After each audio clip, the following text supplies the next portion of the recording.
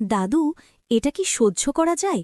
দেশের মানুষ সরাসরি ভোট দিয়ে জুলাই সনদ গ্রহণ করল, জনগণের ম্যান্ডেট পাওয়া গেল, অথচ এখন সরকারি দল এটাকে আদালতে নিয়ে আটকে দিতে চাইছে। এটা কি জনগণের রায়ের অবমাননা নয়? রাজনীতি বড় অদ্ভুত জায়গা রে সারা। তুই এটাকে শুধু আইনি লড়াই হিসেবে দেখছিস, কিন্তু এর পেছনে আছে ক্ষমতা হারানো বা ক্ষমতা কুক্ষিগত করার ভয়। গণভোটে হেরে গিয়ে এখন তারা আদালতের টেকনিক্যাল বিষয়গুলোকে ঢাল হিসেবে ব্যবহার করতে চাইছে। কিন্তু দাদু, জুলাই সনদ তো কোনো সাধারণ আইন নয়, এটা তো বিপ্লব পরবর্তী জনগণের আকাঙ্ক্ষার দলিল। আদালত কি জনগণের সরাসরি ভোটের উপর অবস্থান নিতে পারে? আইনের ছাত্রী হিসেবে আমি জানি, গণতন্ত্রের চূড়ান্ত ক্ষমতা জনগণের। তত্ত্বে তো তাই বলে, কিন্তু সরকার পক্ষ হয়তো যুক্তি দেখাবে যে সনদের কিছু ধারা সংবিধানের মৌলিক কাঠামোর সাথে সাংঘর্ষিক। তারা বিচার বিভাগকে ব্যবহার করে এই প্রক্রিয়ার গতি কমিয়ে দিতে চায়, যাতে সময়ের সাথে সাথে মানুষের ভেতরের তেজ কমে আসে। এটাই তো সবচেয়ে বড় ভয়।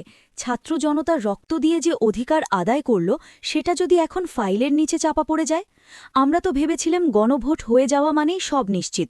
এখন দেখছি রাজপথের লড়াইটা আদালতের এজলাসে গিয়ে ঠেকেছে। তবে একটা কথা মনে রাখিস, আদালত যদি জনগণের এই বিপুল স্বতঃস্ফূর্ত রায়কে অবগ্রাহ্য করে কোনো রায় দেয়, তবে বিচার বিভাগের উপর মানুষের আস্থা চিরতরে হারিয়ে যেতে পারে। সরকার হয়তো সাময়িক স্বস্তি পাবে, কিন্তু দীর্ঘমেয়াদে তারা আরও বড় জনরোষের মুখে পড়বে।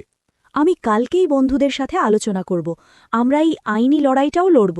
দরকার হলে দেশের সেরা আইনজীবীদের সাথে বসে জুলাই সনদের প্রতিটি ধারার সাংবিধানিক বৈধতা প্রমাণ করব। দাদু, আপনি কি মনে করেন আমরা জিতব?